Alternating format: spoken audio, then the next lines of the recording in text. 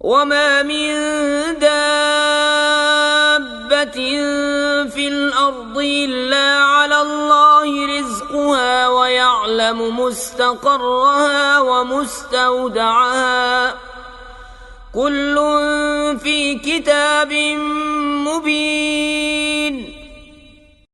وهو الذي خلق السماوات والأرض في 6 أيام وكان عرشه على الماء ليبلوكم أيكم أحسن عملا ولئن قلت إنكم مبعوثون من بعد الموت ليقولن الذين كفروا إن هذا إلا سحر مبين ولئن أخرنا عنهم العذاب إلى أمة معدودة ليقولن ما يحبسه ألا يوم يأتيهم ليس مصروفا عنهم وحاق بهم ما كانوا به يستهزئون ولئن أذقنا الإنسان منا رحمة ثم نزعناها منه إنه ليئوس كفور ولئن أذقناه نعماء بعد ضراء مسته ليقولن ذهب السيئات عني إنه لفرح فخور إلا الذين صبروا وعملوا الصالحات أولئك لهم مغفرة وأجر كبير فلعلك تارك بعض ما يوحى إليك وضائق به صدرك أن يقولوا لولا أنزل عليه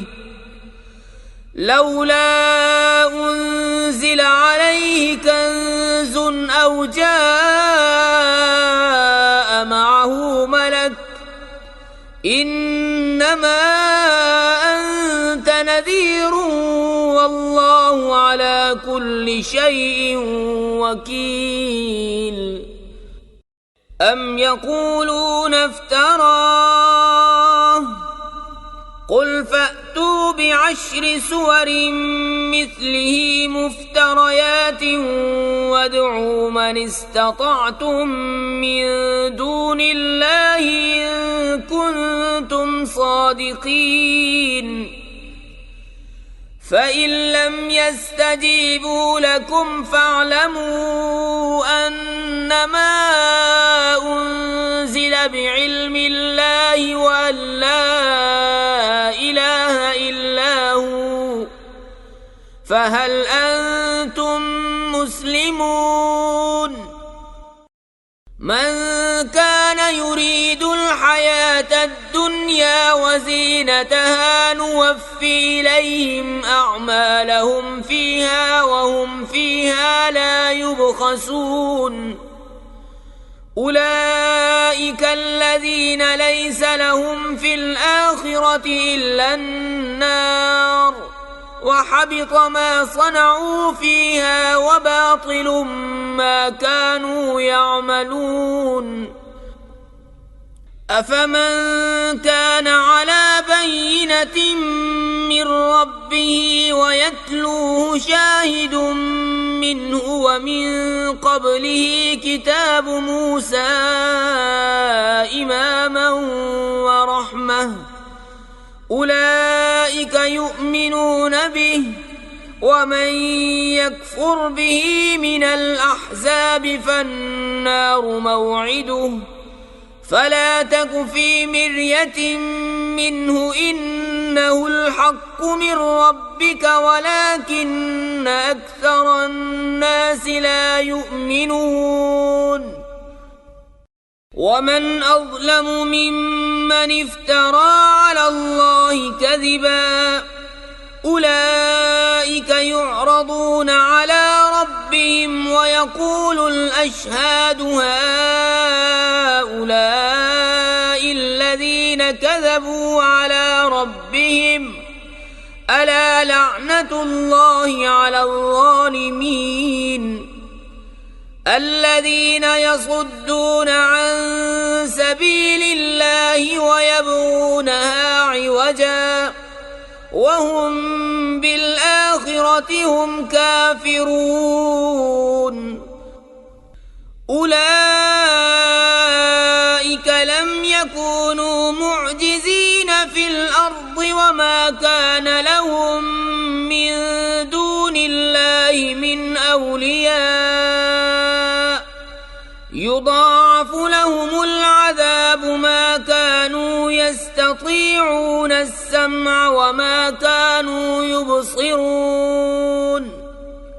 أولئك الذين خسروا أنفسهم وضل عنهم ما كانوا يفترون لا جرم أنهم في الآخرة هم الأخسرون إن الذين آمنوا وعملوا الصالحات وأخبتوا إلى ربهم أولئك أصحاب الجنة هم فيها خالدون مثل الفريقين كالأعمى والأصم والبصير والسميع هل يستويان مثلا أفلا تذكرون ولقد أرسلنا نوحا إلى قومه إني لكم نذير مبين ألا تعبدوا إلا الله إني أخاف عليكم عذاب يوم أليم فقال الملأ الذين كفروا من قومه ما نراك إلا بشرا مثلنا وما نراك اتبعك إلا الذين هم أراذلنا بادي الرأي وما نرى لكم علينا من فضل بل نظنكم كاذبين قال يا قوم أرأيتم إن كنت على بينة من ربي وآتاني رحمة من عنده فعميت عليكم أنلزمكموها وأنتم لها كارهون ويا قوم لا أسألكم عليه مالا إن أجري إلا على الله وما أنا بطارد الذين آمنوا إنهم ملاقو ربهم ولكني أراكم قوما تجهلون ويا قوم من ينصرني من الله إن طردتهم أفلا تذكرون ولا أقول لكم عندي خزائن الله ولا أعلم الغيب ولا أقول إني ملك ولا أقول للذين تزدري أعينكم لن يؤتيهم الله خيرا الله أعلم بما في أنفسهم أنفسهم إني إذا لمن الظالمين. قالوا يا نوح قد جادلتنا فأكثرت جدالنا فأتنا بما تعدنا إن كنت من الصادقين. قال إنما يأتيكم به الله إن شاء وما أنتم بمعجزين ولا ينفعكم نصحي إن أردت أن أنصح لكم إن كان الله يريد أن يغويكم هو ربكم وإليه ترجعون.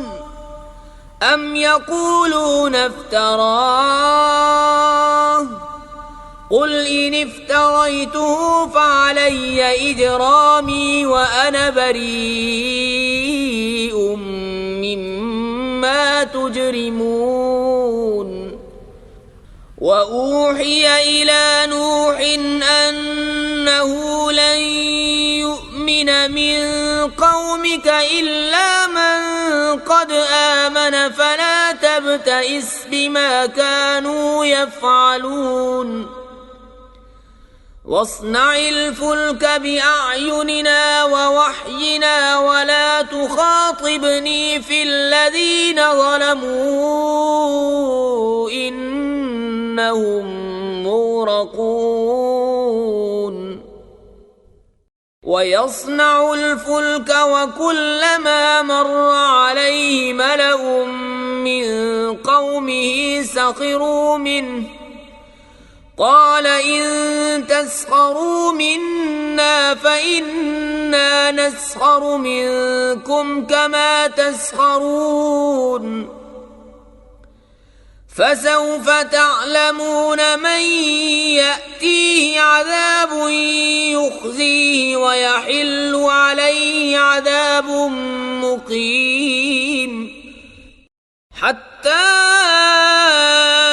إذا جاء أمرنا وفارت النور قل نحمل فيها من كل زوجين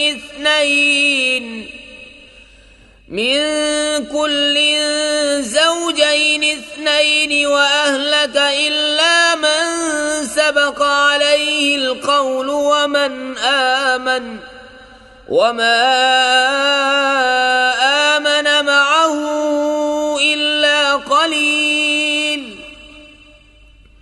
وقال اركبوا فيها بسم الله مجريها ومرساها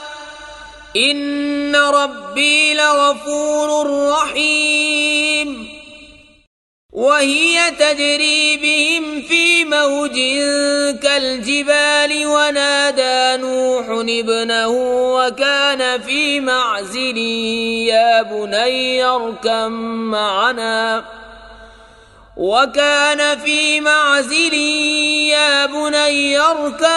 معنا ولا تكن مع الكافرين. قال سآوي إلى جبل يعصمني من الماء قال لا عاصم اليوم من أمر الله إلا من رحم وحال بينهما الموج فكان من المغرقين. وقيل يا أرض ابلعي ماءك ويا سماء أقلعي وغيض الماء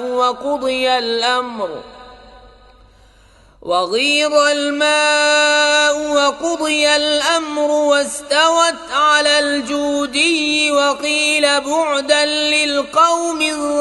الظالمين. ونادى نوح ربه فقال رب إن ابني من أهلي وإن وعدك الحق وأنت أحكم الحاكمين. قال يا نوح إنه ليس من أهلك إنه عمل غير صالح فلا تسألني ما ليس لك به علم إني أعظك أن تكون من الجاهلين. قال رب إني أعوذ بك أن أسألك ما ليس لي به علم وإلا تغفر لي وترحمني أكن من الخاسرين. قيل يا نوح اهبط بسلام منا وبركات عليك وعلى ممن معك وأمم سنمتعهم ثم يمسهم منا عذاب أليم. تلك من أنباء الغيب نوحيها إليك ما كنت تعلمها أنت ولا قومك من قبل هذا فاصبر إن العاقبة للمتقين. وإلى عاد أخاهم هودا قال يا قوم اعبدوا الله ما لكم من إله غيره إن أنتم إلا مفترون. يا قوم لا أسألكم عليه أجرا إن أجري إلا على الذي فطرني أفلا تعقلون. ويا قوم استغفروا ربكم ثم توبوا إليه يرسل السماء عليكم مدرارا ويزدكم قوة إلى قوتكم ولا تتولوا مجرمين. قالوا يا هود ما جئتنا ببينة وما نحن بتاركي آلهتنا عن قولك وما نحن لك بمؤمنين إن نقول إلا اعتراك بعض آلهتنا بسوء. قال إني أشهد الله واشهدوا أني بريء مما تشركون من دونه فكيدوني جميعا ثم لا تنظرون. إني توكلت على الله ربي وربكم ما من دابة إلا هو آخذ بناصيتها إن ربي على صراط مستقيم. فإن تولوا فقد أبلغتكم ما أرسلت به إليكم ويستخلف ربي قوما غيركم ولا تضرونه شيئا إن ربي على كل شيء حفيظ. ولما جاء أمرنا نجينا هودا والذين آمنوا معه برحمة منا ونجيناهم من عذاب غليظ. وتلك عاد جحدوا بآيات ربهم وعصوا رسله واتبعوا أمر كل جبار عنيد وأتبعوا في هذه الدنيا لعنة ويوم القيامة ألا إن عادا كفروا ربهم ألا بعدا لعاد قوم هود وإلى ثمود أخاهم صالحا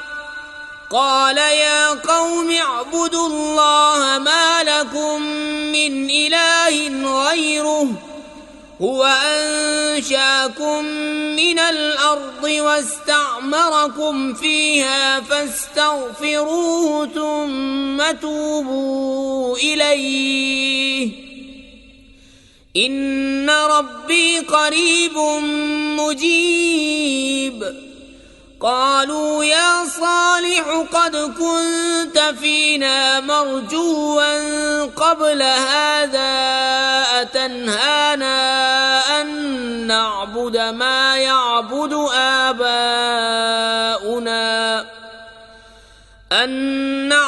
ما يعبد آباؤنا وإننا لفي شك مما تدعونا إليه مريب قال يا قوم أرأيتم إن كنت على بينة من ربي وآتاني منه رحمة فمن ينصرني من الله إن عصيته فما تزيدونني غير تخسير ويا قوم هذه ناقة الله لكم آية فذروها تأكل في أرض الله ولا تمسوها بسوء فيأخذكم عذاب قريب فعقروها فقال تمتعوا في داركم 3 أيام ذلك وعد غير مكذوب فلما جاء أمرنا نجينا صالحا والذين آمنوا معه برحمة منا ومن خزي يومئذ إن ربك هو القوي العزيز وأخذ الذين ظلموا الصيحة فأصبحوا في ديارهم جاثمين كأن لم يغنوا فيها ألا إن ثمود كفروا ربهم ألا بعدا لثمود ولقد جاءت رسلنا إبراهيم بالبشرى قالوا سلاما قال سلام فما لبث أن جاء بعجل حنيذ فلما رأى أيديهم لا تصل إليه نكرهم وأوجس منهم خيفة قالوا لا تخف إنا أرسلنا إلى قوم لوط وامرأته قائمة فضحكت فبشرناها بإسحاق ومن وراء إسحاق يعقوب قالت يا ويلتى أألد وأنا عجوز وهذا بعلي شيخا إن هذا لشيء عجيب قالوا أتعجبين من أمر الله رحمة الله وبركاته عليكم أهل البيت إنه حميد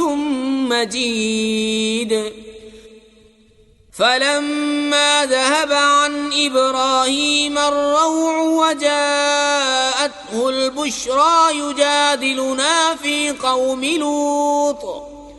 إن إبراهيم لحليم أواه منيب يا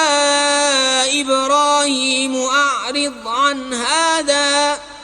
إنه قد جاء أمر ربك وإنهم آتيهم عذاب غير مردود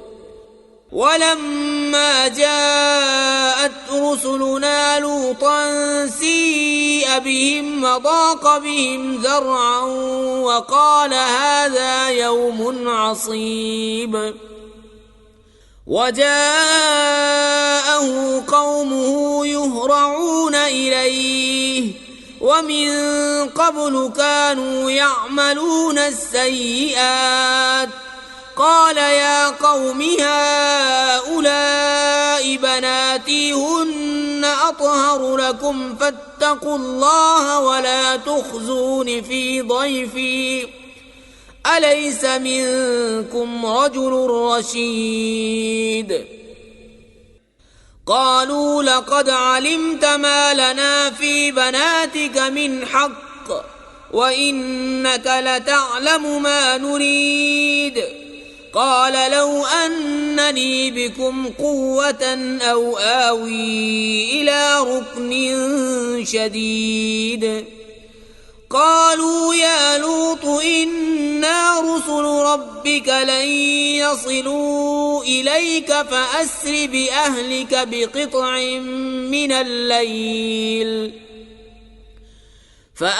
بأهلك بقطع من الليل ولا يلتفت منكم أحد إلا امرأتك إنه مصيبها ما أصابهم إن موعدهم الصبح أليس الصبح بقريب فلما جاء أمرنا جعلنا عاليها سافلها وأمطرنا عليها حجارة من سجيل منضود مسومة عند ربك وما هي من الظالمين ببعيد وإلى مدين أخاهم شعيبا قال يا قوم اعبدوا الله ما لكم من إله غيره ولا تنقصوا المكيال والميزان إني أراكم بخير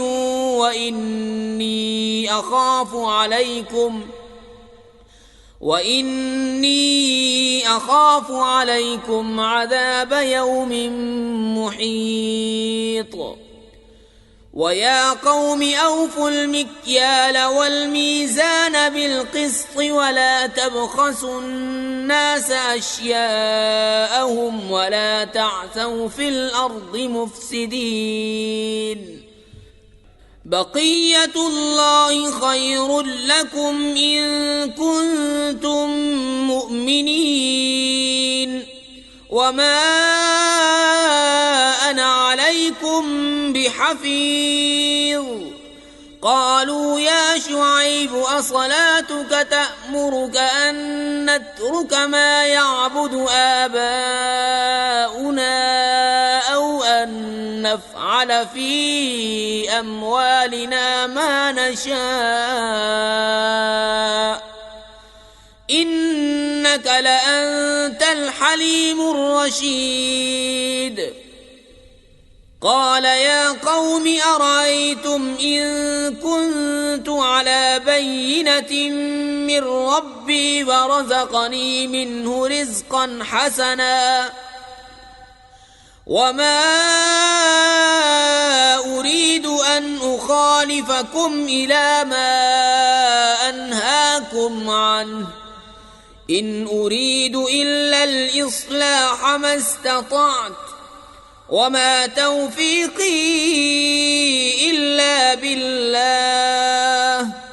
عليه توكلت وإليه أنيب. ويا قوم لا يجرمنكم شقاقي أن يصيبكم مثل ما أصاب قوم نوح أو قوم هود أو قوم صالح وما قوم لوط منكم ببعيد. واستغفروا ربكم ثم توبوا إليه إن ربي رحيم ودود. قالوا يا شعيب ما نفقه كثيرا مما تقول وإنا لنراك فينا ضعيفا ولولا رهطك لرجمناك وما أنت علينا بعزيز. قال يا قوم أرهطي أعز عليكم من الله واتخذتموه وراءكم ظهريا إن ربي بما تعملون محيط. ويا قوم اعملوا على مكانتكم إني عامل سوف تعلمون من يأتيه عذاب يخزيه ومن هو كاذب وارتقبوا إني معكم رقيب. ولما جاء أمرنا نجينا شعيبا والذين آمنوا معه برحمة منا وأخذت الذين ظلموا الصيحة فأصبحوا في ديارهم جاثمين كأن لم يغنوا فيها ألا بعدا لمدين كما بعدت ثمود. ولقد أرسلنا موسى بآياتنا وسلطان مبين إلى فرعون وملئه فاتبعوا أمر فرعون وما أمر فرعون برشيد. يقدم قومه يوم القيامة فأوردهم النار وبئس الورد المورود. وأتبعوا في هذه لعنة ويوم القيامة بئس الرفد المرفود. ذلك من أنباء القرى نقصه عليك منها قائم وحصيد. وما ظلمناهم ولكن ظلموا أنفسهم فما أغنت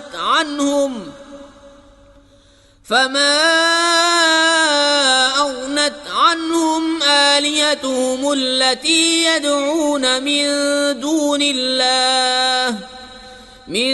دون الله من شيء لما جاء أمر ربك وما زادوهم غير تتبيب. وكذلك أخذ ربك إذا أخذ القرى وهي ظالمة إن أخذه أليم شديد. إن في ذلك لآية لمن خاف عذاب الآخرة ذلك يوم مجموع له الناس وذلك يوم مشهود وما نؤخره إلا لأجل معدود يوم يأتي لا تكلم نفس إلا بإذنه فمنهم شقي وسعيد فأما الذين شقوا ففي النار لهم فيها زفير وشهيق خالدين فيها ما دامت السماوات والأرض إلا ما شاء ربك إن ربك فعال لما يريد وأما الذين سعدوا ففي الجنة خالدين فيها ما دامت السماوات والأرض إلا ما شاء ربك عطاء غير مجذوذ فلا تك في مرية مما يعبد هؤلاء ما يعبدون إلا كما يعبد آباؤهم من قبل وإنا لموفوهم نصيبهم غير منقوص ولقد آتينا موسى الكتاب فاختلف فيه ولولا كلمة سبقت من ربك لقضي بينهم وإنهم لفي شك منه مريب وإن كلا لما ليوفينهم ربك أعمالهم إنه بما يعملون خبير فاستقم كما أمرت ومن تاب معك ولا تطغوا إنه بما تعملون بصير ولا تركنوا إلى الذين ظلموا فتمسكم النار وما لكم من دون الله من أولياء ثم لا تنصرون وأقم الصلاة طرفي النهار وزلفا من الليل إن الحسنات يذهبن السيئات ذلك ذكرى للذاكرين واصبر فإن الله لا يضيع أجر المحسنين فلولا كان من القرون من قبلكم أولو بقية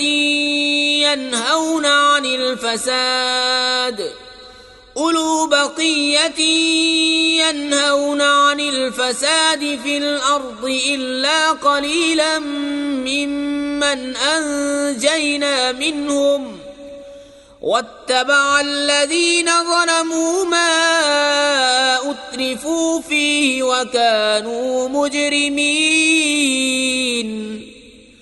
وما كان ربك ليهلك القرى بظلم وأهلها مصلحون ولو شاء ربك لجعل الناس أمة واحدة ولا يزالون مختلفين إلا من رحم ربك ولذلك خلقهم وتمت كلمة ربك لأملأن جهنم من الجنة والناس أجمعين وكلا نقص عليك من أنباء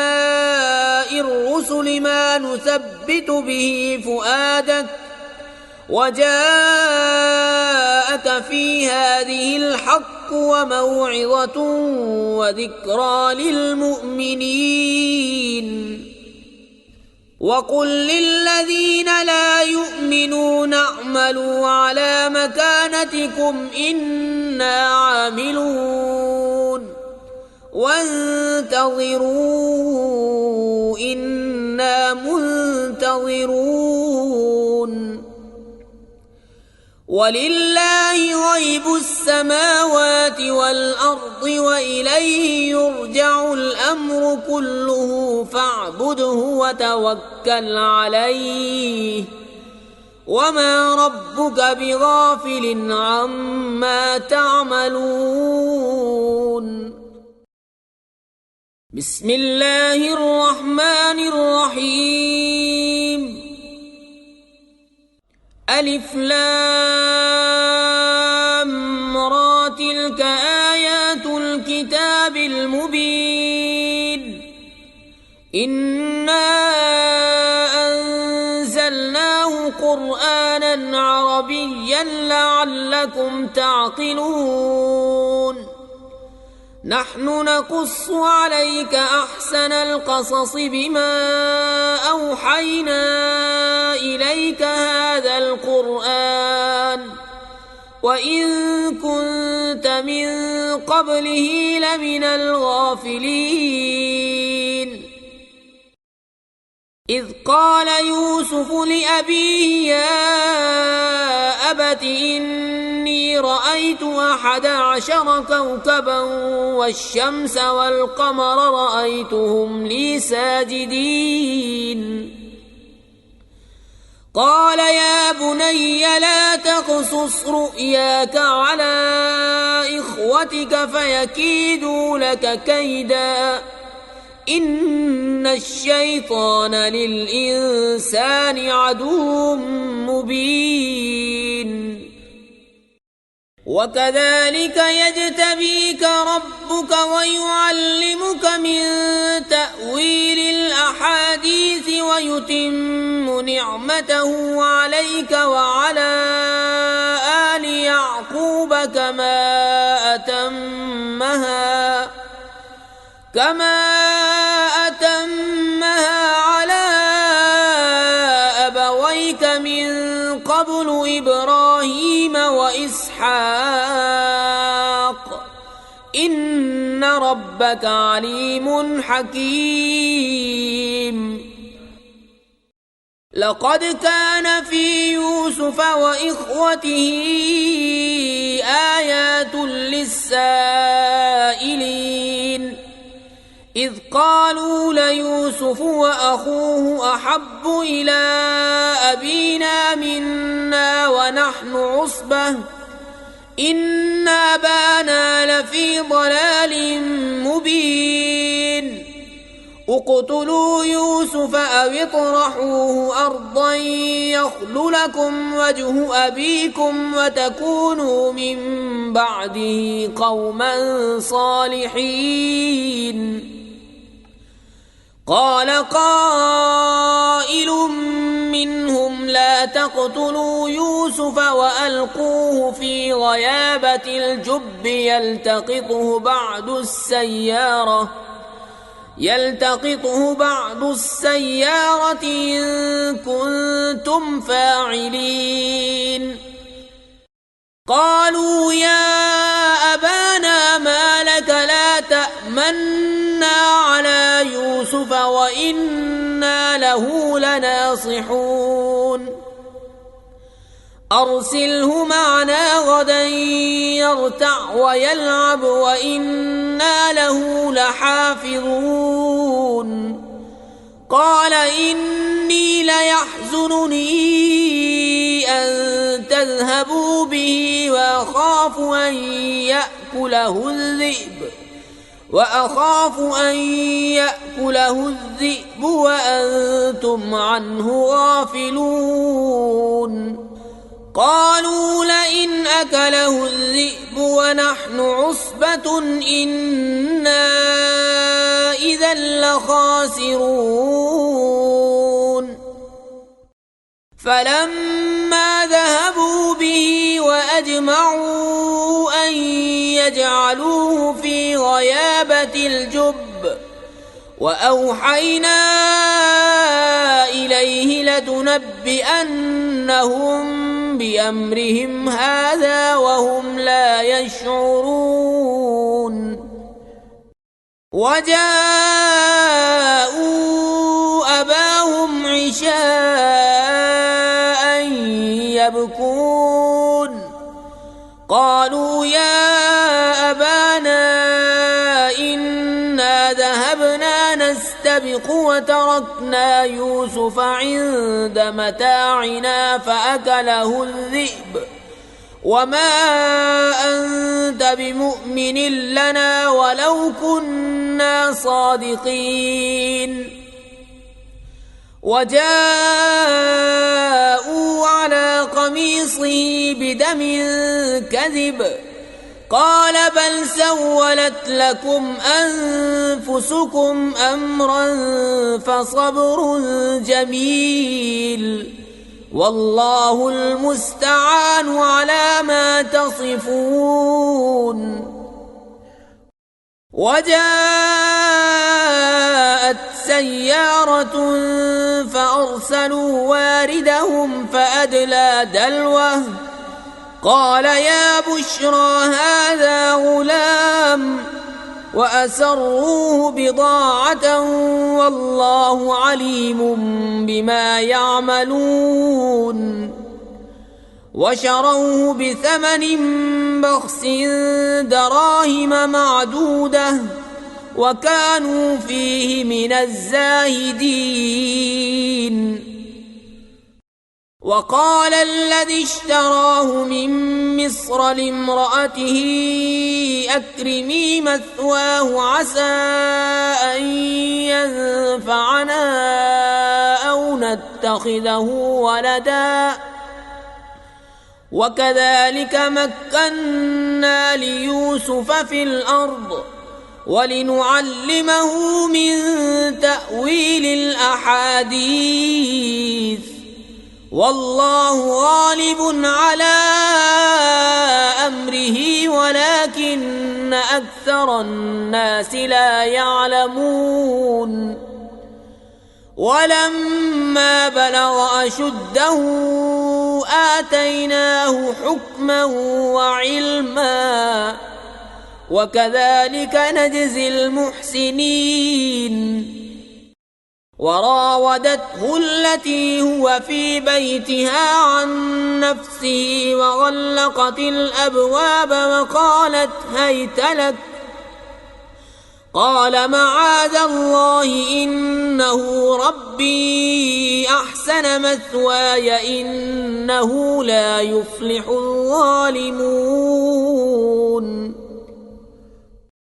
ولقد همت به وهم بها لولا أن رأى برهان ربه كذلك لنصرف عنه السوء والفحشاء إنه من عبادنا المخلصين واستبق الباب وقدت قميصه من دبر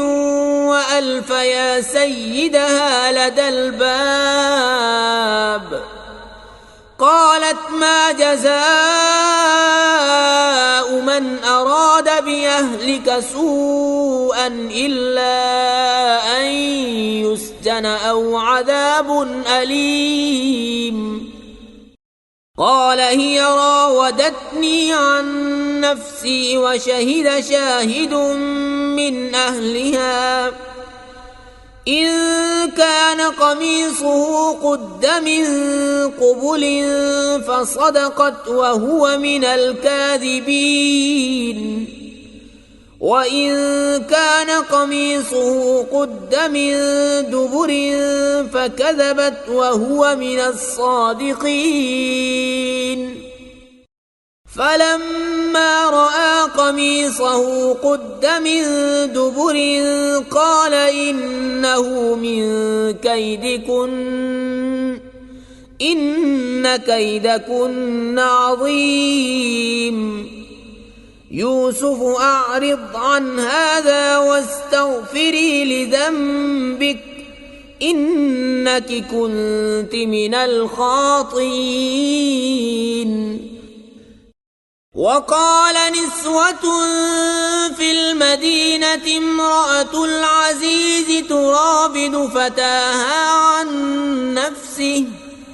قد شغفها حبا إنا لنراها في ضلال مبين. فلما سمعت بمكرهن أرسلت إليهن وأعتدت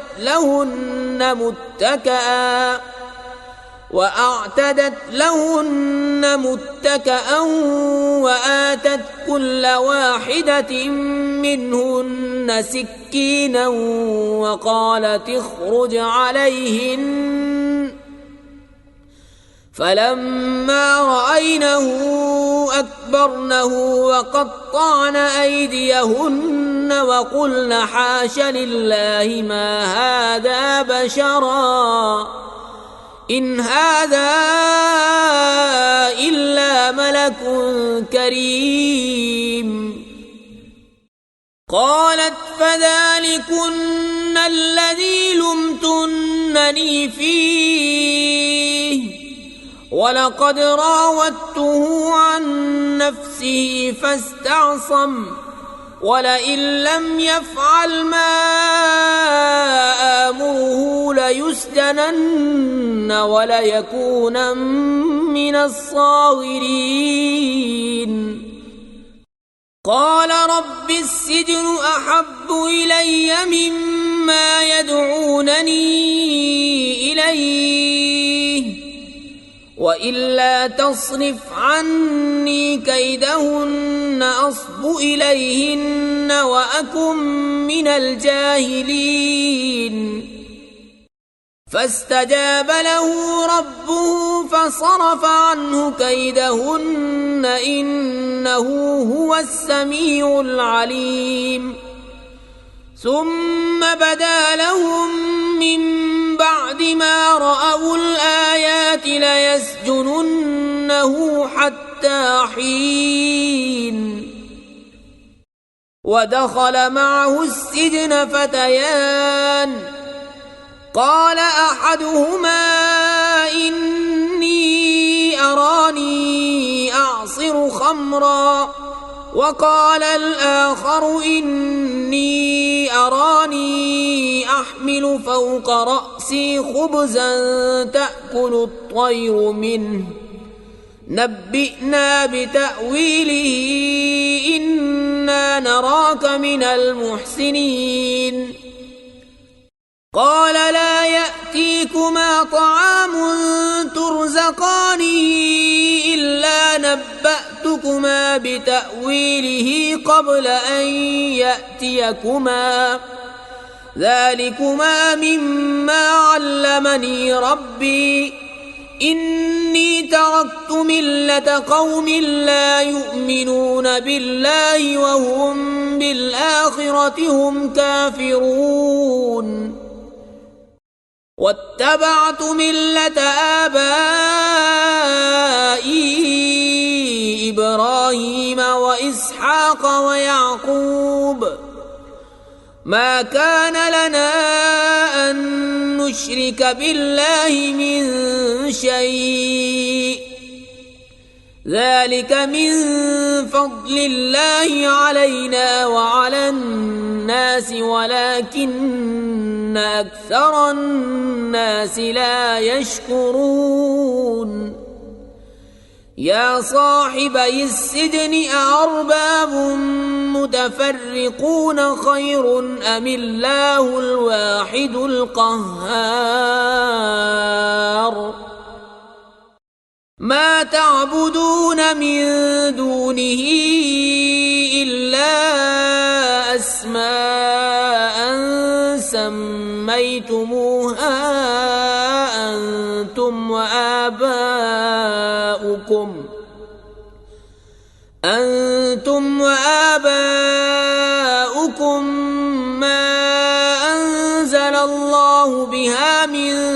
سلطان إن الحكم إلا لله أمر ألا تعبدوا إلا إياه ذلك الدين القيم ولكن أكثر الناس لا يعلمون يا صاحبي السجن أما أحدكما فيسقي ربه خمرا وأما الآخر فيصلب فتأكل الطير من رأسه قضي الأمر الذي فيه تستفتيان وقال للذي ظن أنه ناج منهما اذكرني عند ربك فأنساه الشيطان ذكر ربه فلبث في السجن 9 سنين وقال الملك إني أرى 7 بقرات سمان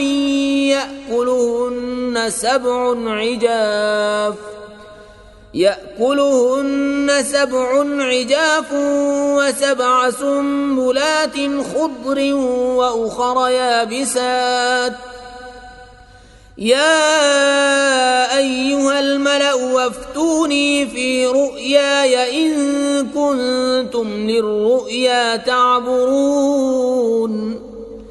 قالوا أضغاث أحلام وما نحن بتأويل الأحلام بعالمين وقال الذي نجا منهما وادكر بعد أمة أنا أنبئكم بتأويله فأرسلون يوسف أيها الصديق وافتنا في 7 بقرات سمان يأكلهن 7 عجاف و7 سنبلات خضر وأخر يابسات لعلي أرجع إلى الناس لعلهم يعلمون قال تزرعون 7 سنين دأبا فما حصدتم فذروه في سنبله إلا قليلا مما تأكلون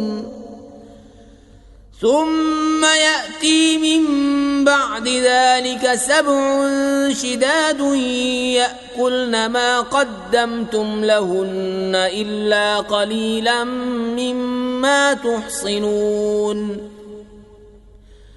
ثم يأتي من بعد ذلك عام فيه يغاث الناس وفيه يعصرون وقال الملك ائتوني به فلما جاءه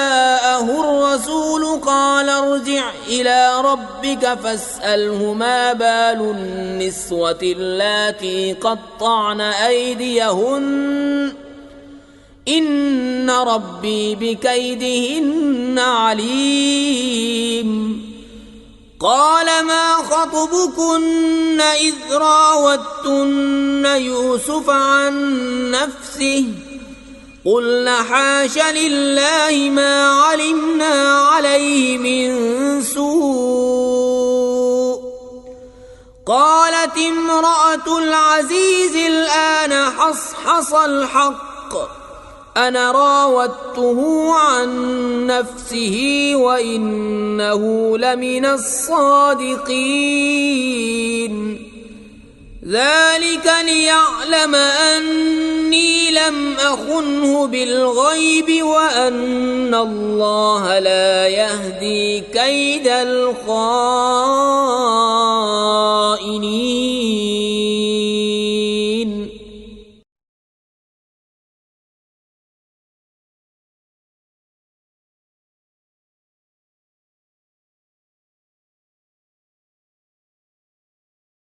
لا إله إلا الله محمد رسول الله لا إله إلا الله محمد رسول الله